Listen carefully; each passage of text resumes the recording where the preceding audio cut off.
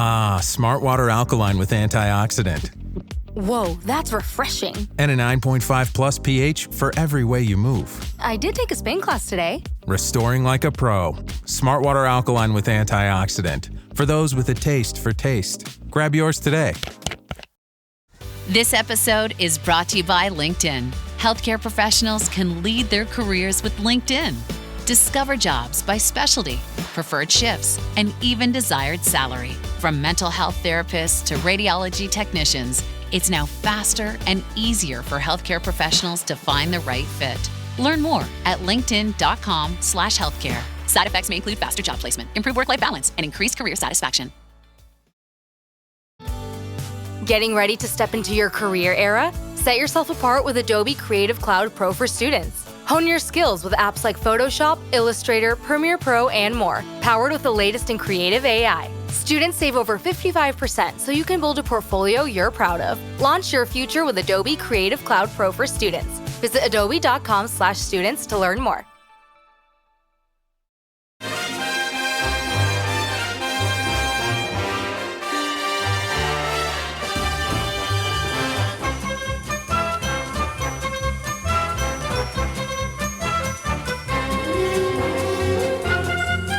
Welcome to Away the Podcast. It's Martin here, and you join us for our Sunday supplement show to revel in Sunderland's 2-1 win at Stamford Bridge, which puts us into second place in the Premier League. Yes, you heard that right.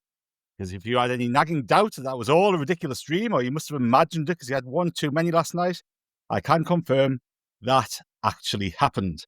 Of course, I've got a couple of guests with me this morning to talk all about it. And first up was Chris Wynn. And Chris, I listened to your reaction pod with Andrew on the full-time whistle, and it reminded me of the pod that we did after Wembley, where we just didn't really know what to say. It was a little bit like that, wasn't it? It was. I do apologise. I'm going to apologise for that podcast because I genuinely, me and Andrew had to take a minute because I didn't know what I was going to say. I didn't know how I was going to open the pod. And I just said, I'm just going to hit the button and let's just see what happens. So I haven't listened back, so apologies if it was completely garbled and we talked absolute nonsense, because I haven't got many memories of it, if I'm completely honest. But I do love the fact that we've managed to squeeze in 2 pods before everyone else plays, so we stay second. That's right. No, we have to do more. The more that we can record before midday or 2 o'clock this afternoon, the better, I think. And joining me and Chris is a man who knows his football inside out. It's friend of the pod and former Sunderland defender, Danny Collins. Thanks for joining us this morning, Danny. No problem, lads. All good, I suppose, after yesterday. So, I think we'll crack on and debrief the game and what was a fantastic performance. No, it wasn't. The narrative before the game, we kept hearing this thing, oh, yeah, you've won some games, but you haven't really played anybody. This was supposed to be the game that Sunderland came unstuck. The reality check sort of got well and truly cashed in. But Danny, that was a good performance. I was watching that and I was thinking, we do not look out of place on this pitch at all. We look as if we belong on this field here today. Yeah, I think as you say there, 1 or 2 people are questioning the opposition so far this season, but you can only beat what's in front of you. And I think at the start of the season, everybody thought we'd be in a relegation battle. So what teams do you need to beat? It's those teams that are going to be in and around you. And, was it 5 at the bottom? Sort of 7 at this moment in time we'd played before yesterday going into it. Obviously Palace and 1 or 2 others ahead of us as well. But you can only beat what's in front of you and you've got to take care of those teams. And we've managed to do that so far quite well. And then going into yesterday, as you say, that's your sort of first real test, if you like, for a lot of people against one of the big sides in the league. And after the first sort of 4 or 5 minutes, you think this could be a long afternoon. But no, massive credit to the boys again. They sort of stick to the game plan. They accept that they're not always going to have a lot of possession in games. I think we had, 30-odd% of the ball yesterday. But it's what you do on the counter-attack with the ball. And, several occasions yesterday, I felt we had some good opportunities, 1 or 2 other openings which come about, which we'll get onto, I'm sure. But certainly after that first 5 minutes, I've been there as a player at Stamford Bridge, Old Trafford, where they get the early goal, then they pop the ball around, and it's a long old afternoon. But the lads, as I said, stuck to the game plan. We know you go back to Nottingham Forest away the other week, where setting off, we probably had 10% of the ball in that setting off at Forest. But I think the lads have got an inner confidence where they know they're going to get opportunities in the game. They've got some good characters in the squad which have come in this summer, and and there's certainly a confidence about them, and you can see that. Can I just say at this point, what you were saying there, Danny, about the games going past, because I mentioned on the initial reaction after the pod that it's a real roller coaster supporting Sunderland at the minute. Of course, it always is, but it's a good roller coaster at the minute.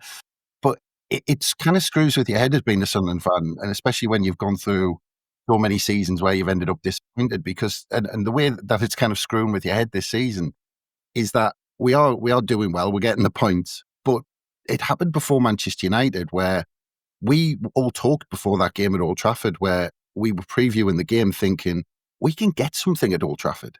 We're good enough to get something there, go and give them, at the very least, compete and go give them a game. And then when we were talking about going to Stamford Bridge, we were talking about it, and I was talking about our record getting beat 4 in every 6 games at Chelsea. I think it's 4, we got beat 40 out of 62 games at Stamford Bridge. I was talking about the absolute Camerons we've getting over the years. And when we were talking during the week, I mean, I think I went for a defeat on the preview podcast just because the lads were so upbeat. I just thought, I've got to almost kind of balance this out a little bit, because it's getting a bit nuts that when we're previewing these games, going to these places, that we're thinking, we can get something here. We can at least get a draw. Yeah. No, exactly right. And I think, even looking at yesterday, I think that the goal that they've got from Garnacho, it comes about from an error from us, doesn't it? Where Ronaldo has a heavy touch, and then we're not setting our defensive shape really. When we've gone to that sort of back 3-4-3 yesterday, and the distance between Trey and obviously Mukwele, and that's what they want from their point of view for the Chelsea wingers, to have that bit of space to drive into the box. Good bit of skill. Give him credit, Garnacho, with a step over and just gets himself that half a yard, doesn't he? I wouldn't put too much blame on Roofs, to be honest with you. I've heard 1 or 2 people trying to dig him out. I think, listen, Garnacho's hit that from about 5 yards away from him. He's caught it quite flush for me. And it's one of those, if it hits him on the foot and comes away, you say it's a fantastic save. Whereas, unfortunately, it just comes off the inside of his heel, doesn't it? And it's in the back of the net. But as I said there, the response from the lads, really. And obviously getting the long throw in, and everybody's taking long throw ins these days. And we get second phase on that, and we're back on level terms quite quick, actually. So, you go through the game so far this season, even United away, yes, we lost there 2-0, but we had some good opportunities there, didn't we? After a minute with Traore, Dan Ballard just before the break, and then Talby second half. So we did have some good openings as well. So we are, I feel, always going to get these moments in games where we might have to be patient, where we sit back like we did in that low block for long periods again yesterday. But with the ball over the top, and then you're bringing lads off the bench who are having an impact on the game. And it was the 2 substitutions who combined for the winner yesterday. So again, it's not all about the starting 11. You're going to be disappointed if you're not in that starting 11. But you've got to watch the game. You've got to be ready to have an impact off the bench, and that's certainly what happened again yesterday. It's obviously the first away game that we played since that Manchester United game. And Chris, as you were saying, we were all going before that game, why can't we go to United and get something? We should go and get something. And although it was only 2-0 in that game, and we kind of pulled it around after they'd scored the second, it was kind of too late by that point, wasn't it? And yesterday against Chelsea, obviously that early goal with Garnacho, and you are fearing the worst. You go, oh shit, it's gonna happen again. We're gonna get turned. We've been listening all week about these games that we played at Stamford Bridge where we got turned over and conceded 4, 5, 6, 7 on one occasion, I think. And you do fear, but the way that the team structured themselves and just got themselves together, like this team is different in terms of its mentality. And the mentality to just contain Chelsea, I guess, for that, because they were coming on strong after they scored the first one, weren't they? And to contain them and just sit there and go, let's see that little spell out and have that confidence, because not only are we thinking we should go to Manchester United and Chelsea and we could get something, I think the team believe the kind of thing. They're going into every game thinking, why the hell can't we win this game?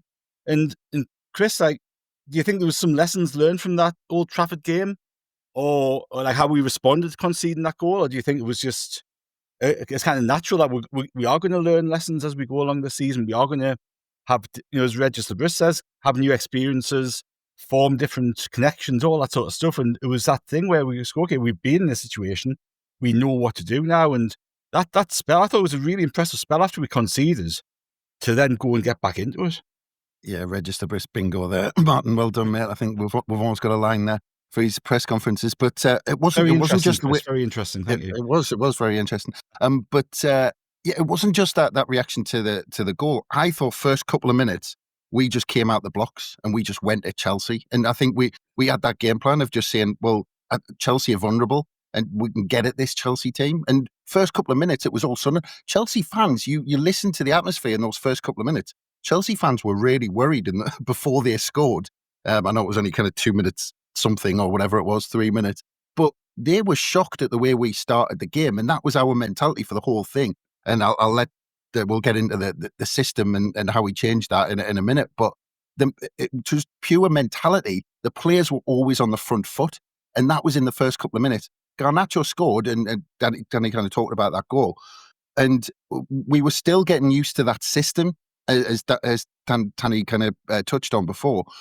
But that's what left the gaps. But once we got in, and Lebris said after the game that we started off slowly in terms of how we were occupying the spaces, because we were trying to keep compact, because Chelsea liked the space in behind and they open you up a little bit.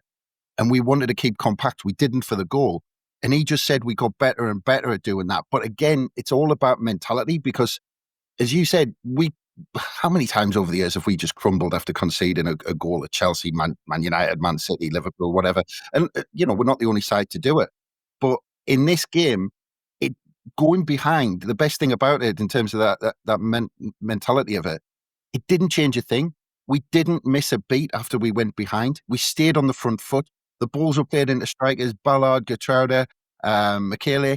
They were trying to get ahead of the striker and win the ball. They weren't just letting the ball come into the striker's feet or the midfielder's feet. Ballard was standing at times halfway inside the Chelsea half because our press was so high, and Xhaka was the one doing it. But that was straight after we went behind. Now, to be so strong mentally to be able to do that, I just think as a team who's been put together in one summer is, I'm not quite sure how to do it. I mean, I'll maybe let Danny kind of try and explain some of that because he's been involved in teams, but it's just incredible the way they're able to do that. Yeah, how easy is that, Danny? Because the team started off really aggressively, and I guess it's one thing saying it in the dressing room, let's have a go at them, let's get on top of them, but it's a completely different thing to actually go and do it and be as aggressive as Sunderland were. Yeah, I think you can see it in the game so far, especially away from when we've had both sides of that, where we have had moments. I think United game, again, I watched it back after, I thought, because a lot of people said it was our worst performance. I don't think it was as bad as what people said, to be honest. Again, you look at that Traore chance, it was in the first couple of minutes at United where we actually got the ball down and we played some good stuff within the first few minutes. And again, then we go and concede quite an early goal there. And then Regis makes the change, doesn't he, and matches United up in that sort of 3-4-3.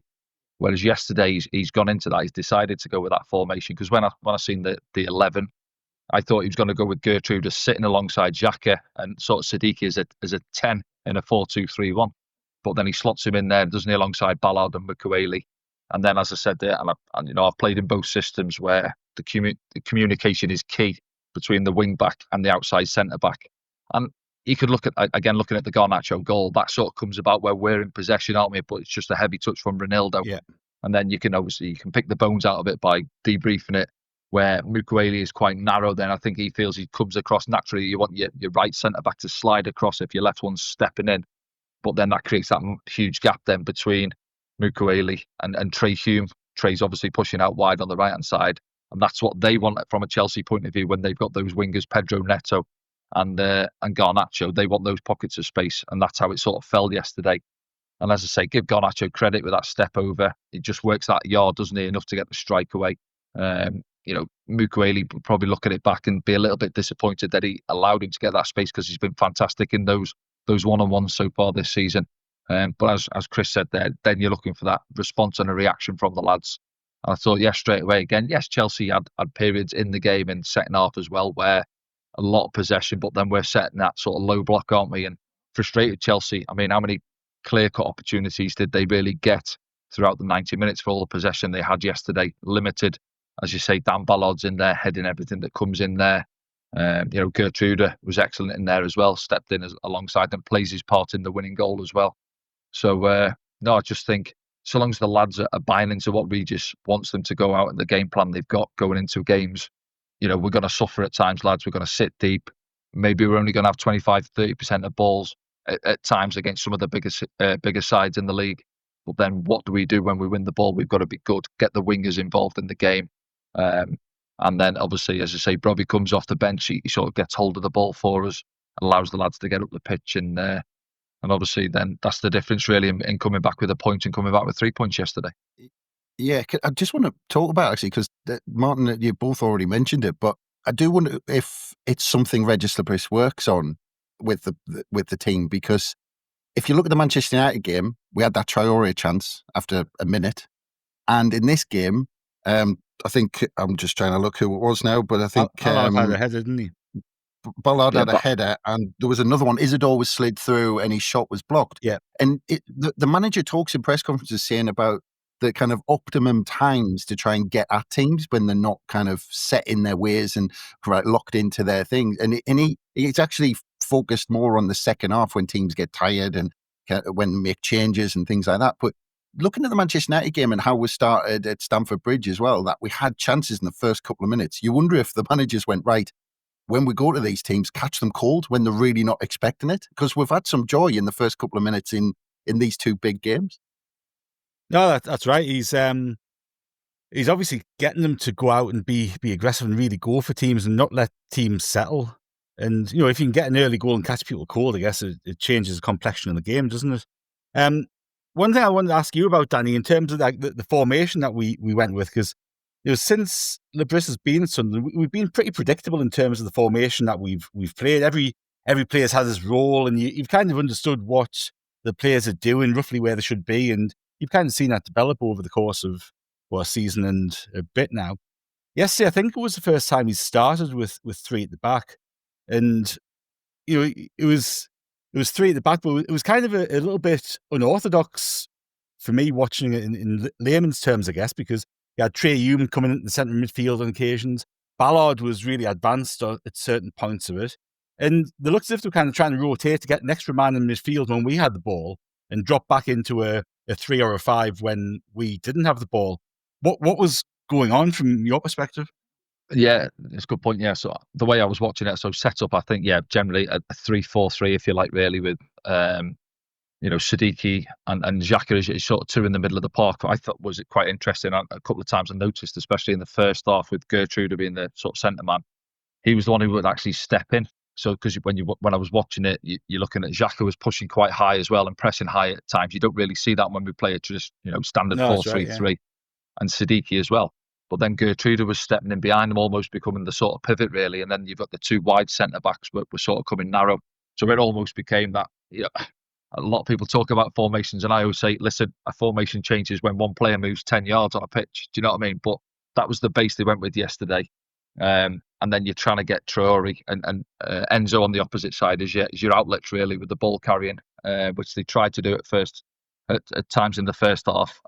Not too successful at times, really, but then it's getting back into that shape and then out of possession at times, because people always say, is it a back three? Is it a back five? Well, I say, well, it's a back five when you're penned in and you can't get out and you've got no possession of the ball. And that is the worry in that formation, isn't it, really, where teams think, oh, look, he's gone negative, he's got a back five in, we can't get up the pitch. But that's when, especially at times in the second half, where we were excellent for me, those little passes, the one-touch passes, and you can see just before the build-up to the goal, wasn't it, where pop, pop, pop, pop, and we got a ball over the top where Granit Xhaka almost got into score, didn't he? Some fantastic build-up play. And there's your skipper, who's, what is he, 33, 34, bursting through the middle of the pitch late on, looking to get you a winner as well. So there's a lot of, I would say, and obviously I'm not inside the camp, but I would suggest that they're doing a lot of work out of possession on the training pitch, working on that shape they would have built during the week. Listen, lads, we're going with this because we've seen him change it in games, haven't we, where Dan Ballard's come on or he's gone to a back five maybe to see a game through. Whereas yesterday, that, as you said, that's the first time he started with a back three stroke back five. So you're accepting, I think, at times. Listen, Chelsea, I think they got second highest possession, just under 60% this season. So you're going into it at Stamford Bridge saying, listen, they've got some quality technicians. We've got to accept that they're going to have some possession this afternoon.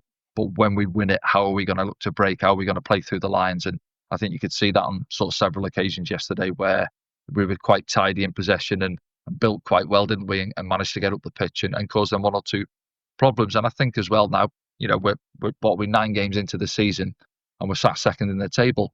So without getting ahead of ourselves, I think we're getting a lot of, you know, credit from the opposition and pundits who are out there, and you're seeing, you know, Sunderland, oh, they've had a bit of a start where they've gone a bit of a high. We're getting back into the Premier League. Well, not really for me now. We're a good chunk into the season. And yes, people are still arguing. We haven't played Liverpool or City, etc. That's all to come. But we're playing some established Premier League teams, and so far, and we've more than held our own so far. So, yeah. We got an equaliser, Chris, after riding that bit of pressure out from Chelsea. And it was nice to see Isidore get a scrappy goal for once, because he kind of deals in the spectacular normally, doesn't he? But to see him just be on the end of something and get a poacher's goal was nice. And it's good to see you can kind of do that bit of the game as well. Yeah. From a set piece, of course, Michele coming up with his long throw, which we call it a set piece now, apparently. Because the emphasis has been on apparently on promoted sides doing this, but then you see Arsenal doing it, Man City doing it, and I think it's been the talking point. I saw Gary Neville talking about long throws and how they've come back, and he was telling us his secret formula during the week on how he used to do his long throws, but. It's part of the weaponry, and I was listening to a Chelsea fan during the week, and he said they'd had problems with balls into the box like that, and especially when you've got people like Ballard, because and I think Andrew made a good point on the podcast just after the game where he said this one was slightly different, where the other ones have been arrowed into the box just to get distance. This one was almost looped onto Dan Ballard's head. It was almost just saying he's going to be standing there. Just put it into that area and he'll win it, and then he'll see what happens from there. And the beauty was obviously Ballard won it, but then Traore followed up, and I thought Traore, you could tell his reaction. He thought, I've scored here. I'm the hero. I've scored at my former club. You could see the glint in his eyes. And then it kind of Ronaldo. And at first I was worried that he'd handballed it, and I was almost waiting for the VAR check. I didn't know where it hit on Ronaldo. I didn't know what he did to it to deflect it into Isidore.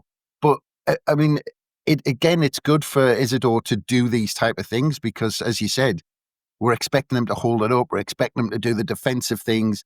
And he's going to be living off scraps like this. You know, a ball bobbling around in the 6-yard box. He's got to be there. He's got to be that striker who puts... And it was only a tiny touch because that's all he needed, a yard out, just to deflect it in a different direction so the keeper didn't get it. But the point is that he's there and he's in the right positions. He's not waiting on the edge of the box for the ball coming back out and to do the spectacular. He's doing the striker thing. He's doing the Gary Lineker thing, if you like, going back where you don't just have Fox in the box. And we're going to need people to pick up on those pieces. And again, just to keep him rolling as well as a striker, just to keep them in a goal every so often, just to chip in. We're talking about how important it is for our defenders and midfielders to get on the scoreboard because our strikers aren't going to be prolific this season. Well, if Isidore keeps popping up with goals and almost kind of helping the rest of the team out, because I think now maybe goals aren't the first thing on the priority list for strikers now, which is a strange thing. But you know, if he's getting goals like that, I mean, happy days. But yeah, it is interesting this long throw thing, and people have been talking about Crowbar and Dan Ballard in the team, and you talk about he's been fantastic at the back. But I tell you what, he doesn't half make a difference in the other penalty area. Oh, he absolutely does, doesn't he? And that's a huge asset for us in terms of attack. But Danny, talking about the long throws, and obviously being a former centre-half yourself, what is it about a long throw that makes it seem really difficult to defend? Because it seems to just cause chaos. Yeah, certainly those ones, as you said yesterday. I mean, obviously, I played with Rory, didn't I? Rory Delap down at Stoke, at Sunderland, but we don't remember him having his long throw up here. But certainly down at Stoke, it caused problems. But that was like an arrow coming in. And I think the difference being there, but when it's quite flat and there's pace on it, you get a touch on it, it flies up the pitch. Whereas yesterday, and if those balls are coming in, they've got snow on them, there's no pace on them, it's difficult to get the distance on it, clearing it there. And as you say, you're looking at second phase then round the edge of the box. And that was the case, wasn't it, with Traore stepping onto it and keeping the ball alive, really. And as you say, from Isidore's point of view, and he mentioned it himself on an interview about being the fox in the box type of striker, where we see these goals he scored in his time at the club so far, through balls and wonder finishes, whereas that's your typical sort of number 9, as you mentioned it there, Chris, your Gary Lineker sort of poacher type of goal, where it's dropping round and you're in the right place at the right time and just prodding it past the keeper. But they're all important. Has he got 5 for the season now? Is it 4 or 5 he's on? But yeah, you got, as a centre forward, you want them scoring all types of goals. And Also, you've mentioned the fact that with the possession we have, he's probably going to get limited opportunities. There's going to be games where we've watched Wilson, and I've watched him this season. I think 20 minutes in, I don't think he's touched the ball yet. So he's going to have to be patient and not get frustrated. And you see again, when we're dropping into that low block, some of the time he's 10 yards on the edge of our box as well.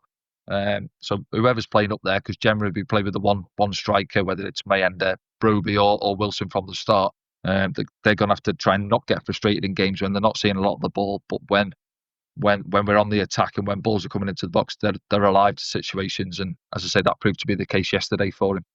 Yeah, it was Wilson's fourth goal in his sixth start.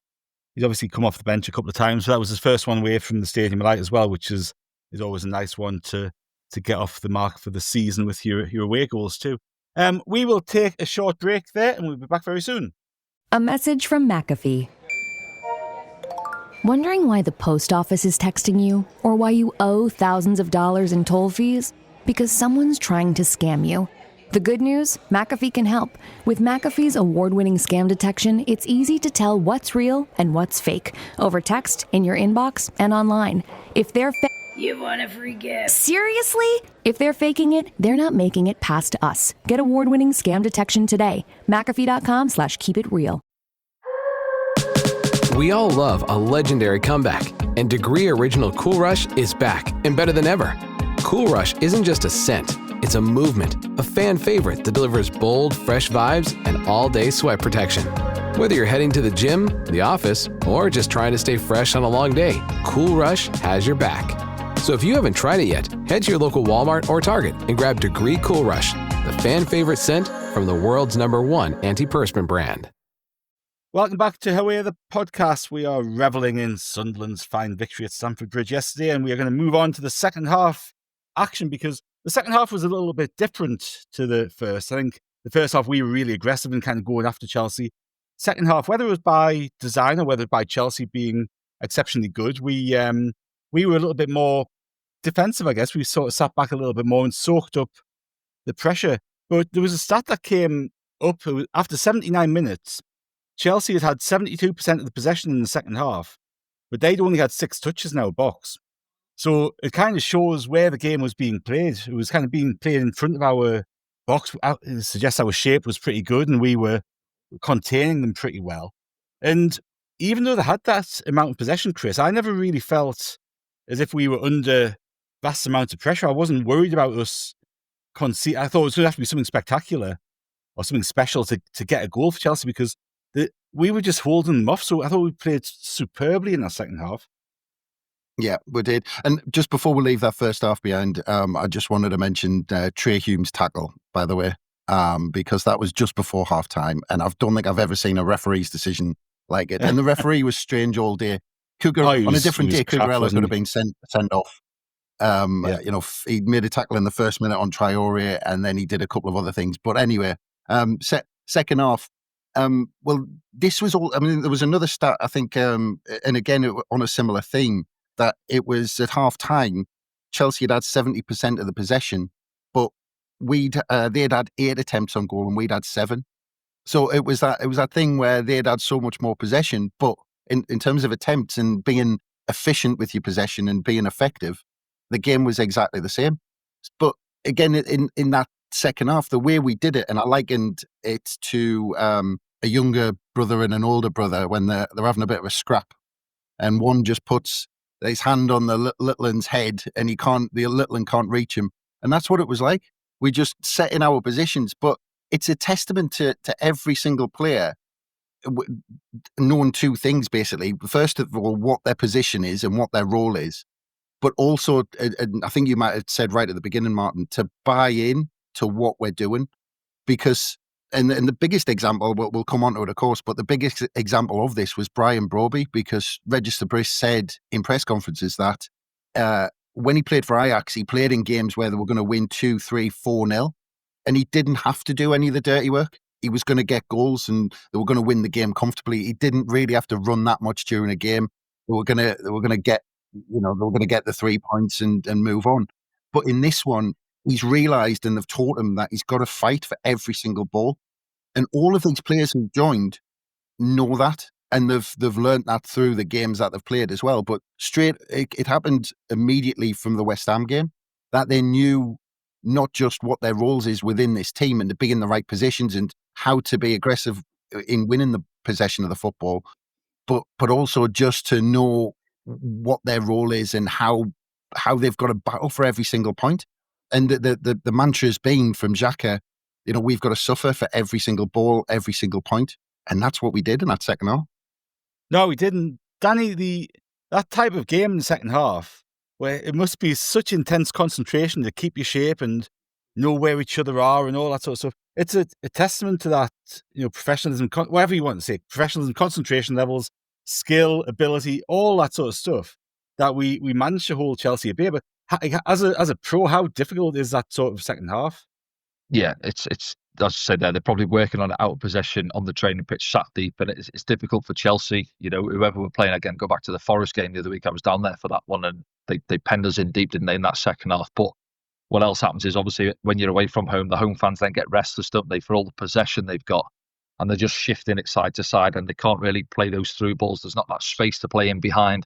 I mean, you go back to us in League One. How many times were we at the stadium where we were dominating games? And the so-called lesser sides were coming up to the stadium and sitting deep, and then we can't find a way through. And it's frustrating for the fans then, because all the ball you've got, you're camped in their half, but you just can't find the space to thread the balls. I think the big test for us is going to come at Man City, because they've been used to sort of playing teams at their place over the last 10 years or so, haven't they, where they've dominated possession, and they're good at those quality little 5-10 yard through balls in behind the fullbacks or the wing backs. So that's got to be the real test for us, for me, away from home at City. But again, prime example for me yesterday from their point of view is Mark Guéhi come off on 75 minutes. I can't remember him touching the ball in the game. Do you know what I mean? So whether that's through Chelsea not getting the ball into him, and Dan Ballard was obviously like a rucksack on his back for 90 minutes, wasn't he? Didn't give him a kick.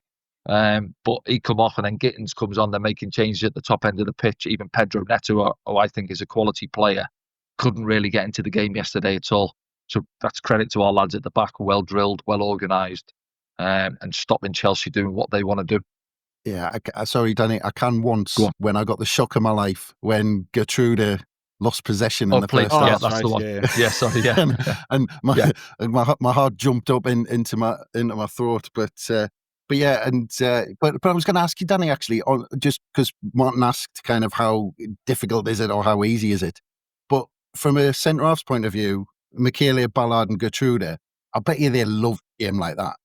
Oh, absolutely. Yeah, they're the ones you love. As I always say, getting back on the bus after a dirty 1-0 win. But obviously, it was a 2-1 yesterday, and where you've had 30% of the ball. But look at the balls that they've headed coming in there, time and time again, right place at the right time. And yeah, that one you mentioned there, Gertrude got caught. He dallied on the ball looking for a pass, and then got caught in possession, didn't he? And fortunately, we get away with that one. But yeah, that's what you're all about as a defender. And you see Dan Ballard, and he's 6'4", he's about 15 stone, isn't he? But he uses that well, doesn't he? He makes big, strong centre forwards at times look like little boys, and just shoves them aside and says, "Thank you very much, I'll take that off you."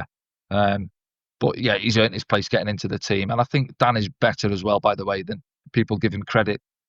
3 or 4 times yesterday, he wrapped a lovely little ball through the lines into the middle of the park or into Wilson Isidore, and we played, didn't he? So he's certainly a better player for me as well, with the ball at his feet. And then Gertrude coming in, I think it was his first start, wasn't it? He's come off the bench a few times, so he came in, and again at times he good bit of composure, apart from that one what we've just mentioned there. But certainly been some good additions in there. There was a Ballard ball in the first half where he kind of strode forward and he played it with the outside of his boot out to Traore, wasn't it? Which was exquisite. Yeah, linked up with Xhaka on that one, didn't he? Stepped through, played it into Granit Xhaka, carried on his run, and then he gave it back, and then it's like, stepping into space here like the number 10, wasn't he? And then lovely little ball with the outside of his boot into Traore, actually, yeah. I think, was that the one where he played it to the far post, and perhaps Enzo should have been getting in round the back, wasn't he? He was sort of sleeping a little bit. Yeah, that was one. It's quite remarkable, isn't it? We've talked for half an hour or so now about how good we've been defensively, about the centre halves, going to 3 centre halves, and we haven't talked about Alderete. Looking before the game, you go, oh shit! If it's one game you want to play like that in, it's this game. And Gertrude came in, played exceptionally well. The formation worked, and we did. All credit to the rest of the players, because we did not miss him at all. I honestly thought it was going to be one of those games where I think, if only we'd had him, we could have got something there. But all credit to everybody else who came in, because it was fantastic. Yeah, because I think what he does, he gives you the balance as well with his left foot, and he's been excellent, hasn't he? I love watching him. Generally focus on him being my position as well. And then Ronaldo's back in up and down the left hand side, so you're looking right. We've got the personnel to suit that formation really. But as I say, three right-footed centre backs in there, but you couldn't really tell as such yesterday where everybody was quite comfortable on the ball. Ronaldo, again, fantastic. I know he played for his country a couple of weeks ago, but he's been out for over a month now, hasn't he, since his sending off against Villa. But to come back in and put the shift in he did as well up and down that left-hand side. And as I say, whether it was Pedro Neto who he was up against, and then they made changes late on. Estevao, I think it was, came on. He was still going late on in the game, wasn't he? So there's another one who come in. But yeah, for me, Alderete, it's been some signing. Was he 10 million quid? I think they paid for him. And it's early days, but just his composure, strength. He's comfortable. He loves to step in with the ball. Decent in the air. So that's another one. Pat on the back to the recruitment team. And Chris, you kind of get into the dying embers of the game. I think it was 6 minutes of added time. The board goes up, and at that point you're going, you just want to hold on for a point. Love a point. Point would be a fantastic result. But Chelsea almost played into our hands, didn't they? Because they wanted to win. They kept pushing forward. And we just got that opportunity to spring it. And there was the two subs, and Regis has talked about his starters and finishers, hasn't he? And this was a prime example of the finishers coming on. Ball comes up to Broby, who holds up for an inordinate amount of time. He just seemed to be almost stuck on pause. I thought the stream had frozen for a bit because he was just up there holding it up. And then Talby comes in, and it was Getraude who played the ball, had managed to go the full length of the pitch to really catch up with him as well, which nearly caused the problem, but we'll come on to that later. But brilliant work from Broby, Chris, to start with, and then a cracking finish from Talby, calm, composed, just stroked into the back of the net. And what a way to finish the game. Yep, Tommy Watson-esque, if you like, stroking the ball in the back of the net. But I just quickly before I get into the goal, I in my mind I've got this second half as two different parts. So the first period of the second half, I thought we were under the cosh. I thought in terms of territory and possession, I think we were comfortable with it, but we just backed off. We dug in the trenches a little bit for about 10, 15 minutes in the first period of that second half. And then as the second half went on, you could see us grow. You could see the team grow in belief and just go, if we ride this out, we know we're going to get a chance. We know we're going to get that one chance where we can win it. And because I was making notes of about 15 minutes to go, that Xhaka was suddenly pushing the press higher up the pitch. And it was almost like, again, I think this was part of the game plan. I genuinely do, where it's stay in the game until the last 10, 15 minutes. You've got a chance, and then gradually move up the pitch, because you could see Xhaka bringing the wild players up in the press, and you could see Xhaka bringing players up with him. He was actually waving players up. At one point, he was higher than Broby pressing. He was 10, 15 yards ahead of him, and he was pressing on the edge of the Chelsea box, and then running back when we were needing it, when we were needing his defensive capabilities at the back.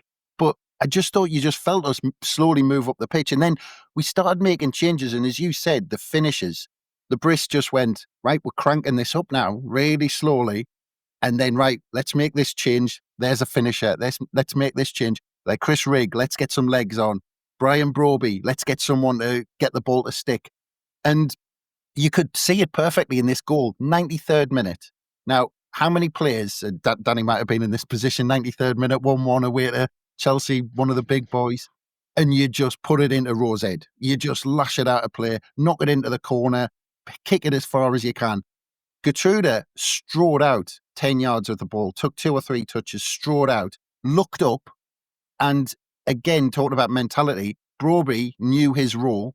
He turned and he was on his bike in that direction, but he timed it perfectly, because if you look at when Gertrude makes contact with the ball, Brian Broby is about a yard inside our half. He's timed it to perfection, and Gertrude has timed the ball to perfection. And at first I thought, Broby's through. I thought he's going to charge on through and kind of take the ball and run with it and not kind of hit it into the far corner. That seemed the natural thing. But Chelsea defender was almost too quick to kind of get back into position, got goal side. But I would like to hear your thoughts on it afterwards, Danny, about what the defender was doing, because Brian Broby just stood there with the ball and he was just waiting. And the defender knew he was just waiting. I don't know whether the defender thought that nobody's going to run 60 yards to get in support of him here at 93rd minute. But there was, and Geertruida actually ran past Broby, which was incredible considering where he come from. But Talby timed his run. And the ball, you have to admit, the ball from Broby was a perfectly weighted pass, because if that's hit any harder, he can't hit it first time or it goes over the bar. We've seen it how many times, 60 yards over the bar when the ball's just played too quickly and they can't get it, or he's got to take a touch. It was weighted perfectly that he could just stride onto it, Tommy Watson-esque, and just roll it into the back of the net. But you saw the players afterwards, and it was that you went to the limbs in the crowd, and it was almost looks of surprise. But actually, with the players, you looked at the players, and they were like, "Well, yeah, this was the game plan. We kind of knew we were going to get this chance, and we took it." And just for the players to have that mentality to go, right, we've got possession in the 93rd minute, let's get a winner, I just think says everything about this team. Yeah, I think, as you say there was a tough sort of 15, 20 minutes start of the second half, and there was a couple of times I was watching it where we've cleared it. I'm thinking, come on, lads, get the legs going, get up the pitch 5-10 yards. But then, as you say, as the longer the game wore on, the crowd are getting restless inside the stadium. And then there's that belief from the Sunderland players, and you could see from Granit Xhaka's opportunity, ball over the top. I actually fancied him there to chop again because he's left-footed onto his favoured left foot because the defender had committed. It's easy when you're watching it at home. And then there was the one where I think Enzo tried to play Wilson. Remember, he slid in with the centre-back. They come together, didn't they, on the full? Yeah, we had those almost moments as well. So we were getting one or two openings there. And then, as you say, that last one there, which gets us the goal where the subs have all combined, really, with our Geertruida playing the ball. But it's like a lob ball over the top, isn't it? So they're quite high, Chelsea. They've got the 2v1. I think Tosin had come on at this stage, hadn't he? And it was Chalobah that's back with him. But I'm watching it, and as you say, Chris, I'm sort of in disbelief where Tosin's got him back to goal, and then Trevor Chalobah's 4 or 5 yards away, and it's like his Wi-Fi's dropped out. I'm thinking, just go and take the ball. He just doesn't do anything, does he? He sort of waited for it, and I'm thinking, what's he doing here? It was a bizarre sort of period in the game. And then obviously gives us the opportunity to get the support there. And as you say, Geertruida runs past him, so he's had to run 50 yards. So in that 5-6 seconds where Chelsea centre-backs have decided not to do anything, we then got the support there for him. And it's a lovely weight on the pass, and it invites him to come onto it and to strike it first time. And as you say, going back to Tommy's goal at Wembley, sort of similarities really, isn't it, where he just caresses it into the bottom corner. There was an initial concern from myself, I don't know about yourself, where Geertruida maybe was in the line of the keeper and he's offside, going back to Wembley again for that second goal for Sheffield United. But then I'm thinking, no, when you see it back from behind, the keeper, I don't think he's ever going to get there. And I don't think, he's sort of impeded because he's sort of 10 yards, 12 yards away, isn't he, really? But listen, VAR doesn't come into play, fortunately, and we get the winner. And then, as you said, there the scenes behind the goal and the players, and obviously the subs who come running down the line. I think Enzo's down there who'd come off at that stage, and they're all getting in amongst it. So yeah, fantastic for the fans that were down there. Yeah, can I just say, Danny, you mentioned that Xhaka burst through where Lafay played the ball over the top.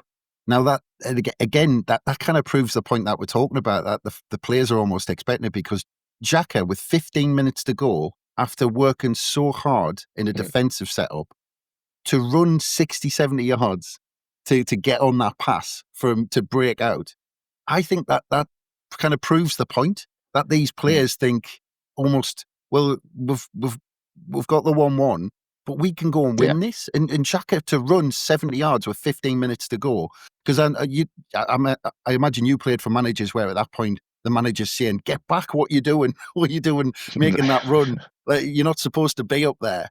But it's almost kind of encouraged where it's saying, "Let's break as soon as we get possession. Someone make a breakout run and someone go for it." And you almost don't expect it from Xhaka because we've got so much pace from everywhere else. But as you said, when he chopped in, I thought actually he might do something here, but it kind of it fizzled out. But just for him to run that far in the first place shows what they're thinking. Yeah, I think certainly you'd be concerned a bit if you're at the back, because generally he's your captain who sits in front of the two centre backs, doesn't he, on their toes. Then all of a sudden you look up and Ballard and Mukwege are thinking, "Hey, where's Granite off to here?" But so long as there's communication there, it's usually Siddiqui or whoever's playing there when we generally play a 3, isn't it? Diarra has been that man, or Riggy, whoever's played in that sort of 8 role ahead of Granite. But as long as there's communication there, they've seen that he's gone. Now Siddiqui comes and sits in the space really and fills in. Because again, generally we played a 2 in there yesterday, didn't we? So you give up a man there with going with another one at the back. So there's more sort of areas to cover in there. But you wouldn't have noticed it, with Caicedo in there, Enzo from their point of view, 2 top-class centre midfielders. And I think over the course of the 90, you'd say we probably come out on top in the middle of the park as well. So that's a big pat on the back for Siddiqui and for Granit Xhaka in there as well as that midfield too. But yeah, you don't mind it. Listen, I know he's 33, 34, but I think in his Arsenal days, a lot of Arsenal fans would say that he probably suits more playing as an 8, but now he's in his latter stages. He's coming in there and he patrols really well for us, doesn't he? He puts the fires out and he takes the ball and dictates play.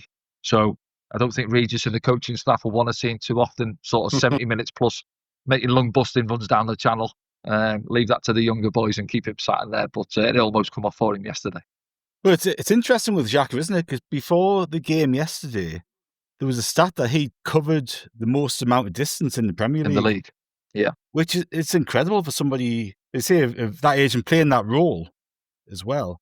And it just shows, and he's leading by example, isn't he? He's setting the standard for everybody else to keep up with, which it only augurs well. But another last-minute goal, we've had a few of them, haven't we? We had one last week against Wolves. We had one against Aston Villa. We had a winner against Brentford. We had a goal against West Ham. And obviously going back to last season, we had the playoff final, semi-final, last-minute goals.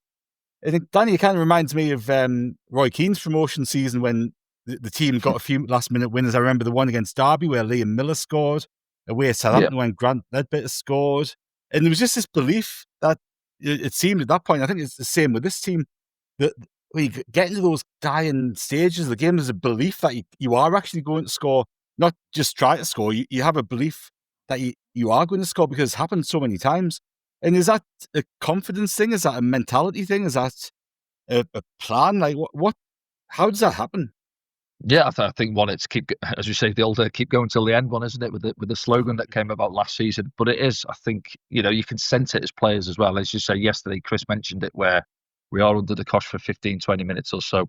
But then you're just getting little openings where we're getting 1 or 2 opportunities on the counter attack, and it's being brave as well and committing bodies forward.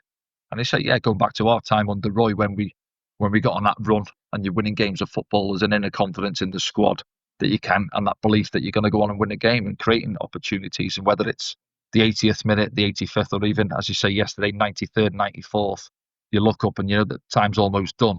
But you've got to keep just one more opportunity, boys. Keep on going. It's going to come about if we keep committing bodies and putting pressure on that back line. Then you never know where it's going to drop. And again, that was the case yesterday. And teams are going to look at stats there. It's for everyone now. And you look at us, and as you mentioned there, Martin, 4 or 5 goals this season, important goals which have won us, a certain amount of points, which puts us second in the table so far. So whether we're flying out the traps and we're scoring early goals or last 10 minutes in games, it doesn't matter, does it? From a points point of view, it's having that belief and that confidence as a group to go on and to commit, and we've certainly done that, and we've got the rewards.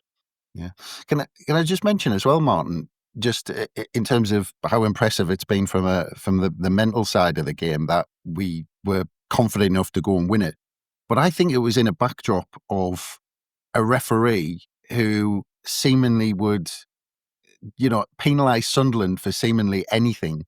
But yet you saw Chelsea get away with all sorts. Cucurella, Reece James off that free kick, just pushing Ballard on the floor. That was weird, wasn't it? And Ballard just getting up, going. I mean, and Pedro flinging himself to the floor when he was hardly touched. And actually, again, some teams, when you go to these places, you crumble because the referees you're not getting the rub of the green, you're not getting the decisions, and you start thinking, well, we're never going to win anything here. We can't get anything. We can't get any decisions, so we might as well just kind of give up. And actually, the players didn't appeal for anything. They didn't react to anything. They didn't react to anything Chelsea were doing, whether it was James or Cucurella. Ballard just got back up, kind of just shrugged his shoulders, got on with it. Even in the first minute when Traore was pushed off the pitch. And I can't believe the first yellow card went to Enzo Lafay after about 70 minutes, because there could have been quite a few before then. But again, it just shows that we almost know before the game, we're not going to get the rub of the green here. So just kind of shake it off, get back in position and sort it out, because that can break teams when that sort of thing happens. Oh, it can. And there were some funny decisions, weren't there? But when you look at the stats, I think we give away 13 free kicks and Chelsea gave away 15. So the referee was penalising Chelsea, but probably not as much as he should have. And the free kicks he was given against us, you mentioned the Hume one earlier, which was a fantastically good tackle. But you seemed a little bit hesitant to give yellow cards out to Chelsea. But you kind of have to expect that, don't you? Sometimes when you go away to grounds, I'm just glad the VAR didn't step in to rule that last minute one out, because as Danny said, you had visions of the Sheffield United goal at Wembley sort of streaking through your mind at that point. But brilliant performance, and I think it's hard to pick a man of the match really. But there were some outstanding performances. I think we've mentioned Ronaldo, and we were talking in midweek about whether he comes back into the side or not. And there was some debate whether he should automatically walk back into the side. But that performance from him yesterday I thought was outstanding. I think he nullified everything that was coming down their right hand side. And he just showed his absolute quality and class at left back. But you've got Xhaka's role in midfield. You've got Enzo Lafay's work rate. And that tackle from Lafay in the second half, where he slid over on the left-hand side and went up in the air, that was a highlight as well for me. But Danny, who stood out for you? Yeah, it's hard to single anyone out. I think after a performance, there's sort of several you could look at. I think, but I went for Ballard. I think for everything that come into our box, stepping in at times with the ball and his distribution. So yeah, I went for him. Perhaps I'm in centre halves union as well there, really. But you'd look at Granit Xhaka, as you say, in the midfield there, going to a 2 with Siddiqui and coming out on top. I felt over the course of the game. So yeah, and Ronaldo coming back in. But I would go for Ballard for me yesterday personally. But you could put several names in the hat, couldn't you? And you couldn't really argue it, I don't think so. But that's a good thing to have, I suppose, isn't it? When you're scratching your head and you can't come up with one, that's when you've got to start worrying. Certainly isn't. Chris, who stood out for you? Well, everyone. I think to a man, I think it's really difficult. I mean, the 3 centre halves were absolutely unbelievable. And I just want to, because Ronaldo was fantastic, but we know Ronaldo's a brilliant player, Atletico Madrid and all this. So you almost kind of think, well, going to players that's like this isn't going to faze them. I just want to actually talk a little bit about Trey Hume, because I think especially in that first half, Chelsea tried to isolate Trey Hume with Garnacho a lot. And I thought Trey Hume had to deal with a lot of one-on-ones. I thought because Traore ahead of him is still learning that defensive part of that play to link up with his fullback. And I think a lot of times Trey Hume was on his own on that right-hand side. Garnacho just standing up to him, and he had to kind of work out whether he was going to come inside, go down the line. And I think there was someone else with Garnacho out there, and I can't remember who it was, but they were working in tandem. And so Trey Hume had a really tough afternoon in terms of what the job he had on, and I thought he was absolutely fantastic. Siddiqui quietly effective in that middle of the park. Again, he's one of these you sometimes notice because he drives forward, but in this game he just knew what position to take up, and he kept nicking the ball away at the right moment. But I can't look past Xhaka, because it wasn't just what he did on the ball, off the ball. It was that I think in that 15 minutes, he was the driver behind getting us up the pitch and then eventually winning the game. So I'm struggling to look past Xhaka because of the impact he had on the game. No, I say there's a few you could make a very, very, very reasonable case for, and you couldn't really argue against it. But it's a very good position to be in, I guess. And that left us with 17 points from 9 games, and no Premier League team has ever been relegated after getting 17 points in the first 9 games. So let's hope we keep that record and tradition intact come the end of the season. But with 2 home games coming up now, it looks like a good spell. We were talking after this last international break, the 4 games that we had: Wolves at home, Chelsea away, Everton at home, Arsenal away. And before that set of games, we talked in the podcast, and me and Gav and I think it was Bomber and we were saying how many points would we be comfortable with in these 4 games, and both Gavin and I said, look, if we get 4 points out of these 4 games, we'll be pretty happy. So you're sitting after 2 with 6 points, and your aspirations change a little bit. And Danny, I know that the players have talked all the time about, they're just taking one game at a time. They're not necessarily thinking about avoiding relegation. They're just thinking about playing game by game and all that sort of stuff. But naturally, it must be at the back of the mind at some point. But I think Talby said yesterday after somebody had said, a reporter said, you're second in the table. Said, no, the season hasn't finished. We have to keep going and we have to keep playing games and on to the next game. It's a good position for a player to be in, though, at this point of the season, isn't it? Especially all these new players have come in, still settling in. To have that bedrock of, that points total from the opening 9 games is such a good thing. Well, you certainly want to be second top rather than second bottom, I'll tell you that. So, yeah. But no, of course you play it down, and you've got some tough games ahead, and everyone is looking at December, which is not too far away now. But yeah, the old cliche, and managers often say it, don't they? You take each game as it comes. The next one now is Everton, a week on Monday. Did you mention Arsenal? Is it home? It's at home, isn't it, the Arsenal game? Yes. Or is it away? It's home. It is, yeah, because I thought you said it was away there. So yeah, so we got back-to-back home games there now. Again, Arsenal flying top of the table, so that'll be a good test. But they'll be looking at our home form. We're undefeated so far. Some good football at home as well. Generally, we've had a little bit more possession as well. So I think any team that are coming up to the stadium are they're going to be in for a tough game. But yeah, you're getting through those fixtures and you're looking at the tough months ahead, but take it game at a time. As I say, we're in a great position, a good start, almost 2 points a game. And people keep talking about the 40-point mark, don't they? So we're not a million miles away from that. Without getting ahead of ourselves. But yeah, there's teams down there who are scrambling, trying to, look for some sort of form. West Ham, one of my former teams, who were in a spot of bother. Watched them a few times recently, really struggling. Obviously, we took care of Wolves last week. And one or two others. Forest are onto their 3rd manager of the season as well. So it's there's a lot of teams down there have got bigger problems than us at this moment in time. But we're in a good place, and hopefully it continues. Is it time to get carried away yet, Chris? Well, I think, quarter of the way into the season, I think this was about the time Ranieri was giving it the dilly dongs, wasn't it? With Leicester City back in the day, taking his squad out for pizza and stuff like that. But no, I think, look, Regis said after the game, he said, we're still after that 40 points. We're almost halfway there now to that 40 points after a quarter of the season. And if you look at it like that, then, but they've still got their eye on the prize, which is 40 points. And he said it straight after the game. People, Isidore didn't even know we'd gone up to second, or we had the potential to go up to second after the game. I think the reporter said, where you're in the league? He went, well, 17 points, 4th, 5th, something like that. And when they said second, he went, oh, well, there you go. But I think I don't think the players are dreaming or anything else yet. I think they're just saying, right, 40 points, that's the target. He said, and the manager said, that doesn't change. And there might be a few, and again, I want to ask you about this, Danny. If this happens, does a few of the players start dreaming, and is it easy to get carried away? Or does all the coaching staff say, no, this is where your head is, and they make sure they snap you back in?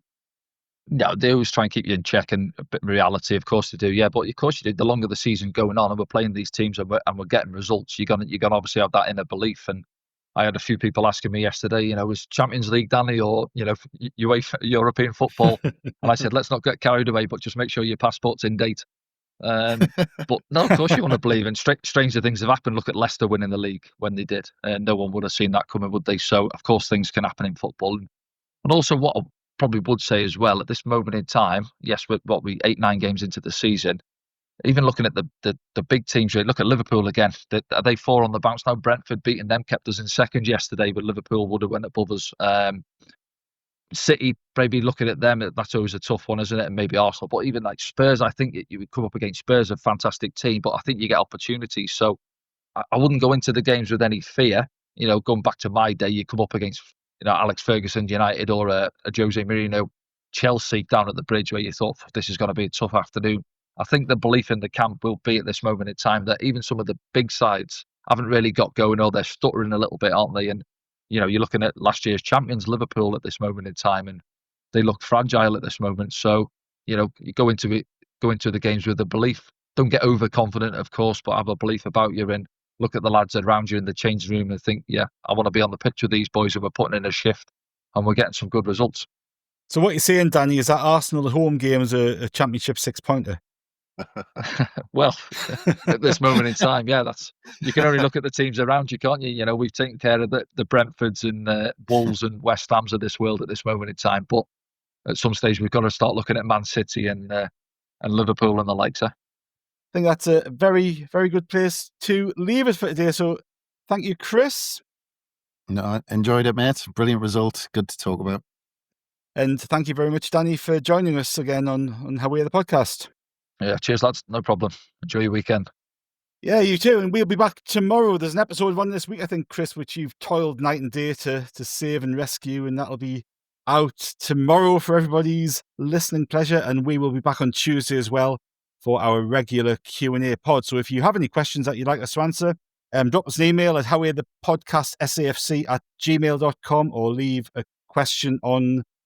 there's an article on the website actually with asking people for questions, and also on our social media. So drop us a question there and we will do our best to answer them on Tuesday. But until tomorrow, it's goodbye from us.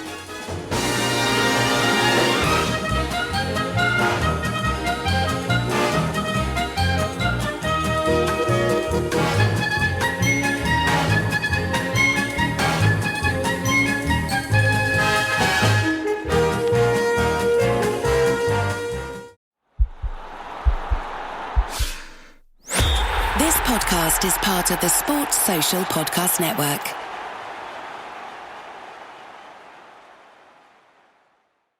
Sports Social Podcast Network, the biggest voices in sport. Let's take a look at some of the lineup. Tops and tails. And he goes, all right, mate, do you want the darts and thing? And I'm like, what darts? The Anfield Wrap. Off the field, Liverpool have done everything they possibly could to achieve dominance now. The Analyst Inside Cricket. It was announced over the PA system that I was out of the test for injury. A massive cheer went up around the ground.